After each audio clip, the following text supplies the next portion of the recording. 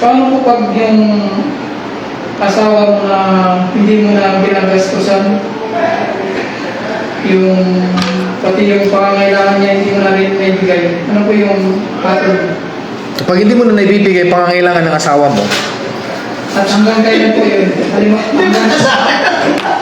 pag hindi mo na naibibigay pangangailangan niya, kasi marami sa pangangailangan, pangangailangan pinansyal, ang pangangailangan ng misis, marami. Pangangailangan pinansyal, siyempre kailangan mo siya pakainin. Taas baba, kailangan mo pakainin.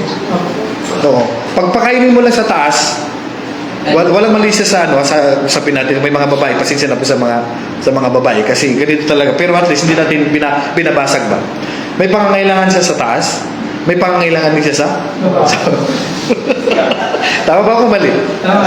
Alam niyo siguro na sa kumbaga kahit hindi ko nabanggitin, naiintindihan niyo na ibig kong sabihin. Pag hindi mo yung maibigay sa... Kung ang naibibigay mo lang na pangangailangan niya sa taas, kulang yan.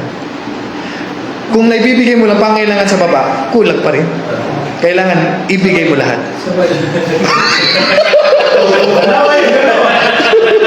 Hindi pwedeng hindi mo maibigay. Pwede siya huminga ng iwalay. Pwede siya huminga ng iwalay. Alam mo nga sa pag hindi mo na maibigay, No.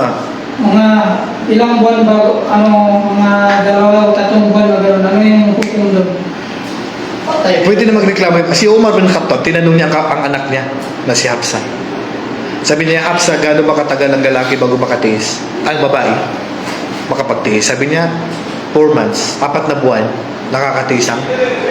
So, kumbaga, usually, ang sabar ng babae ay 4 months. Nakakatiis sila ng 4 months. Tayo,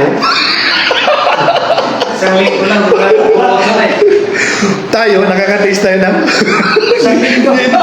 hindi pwede 4 months.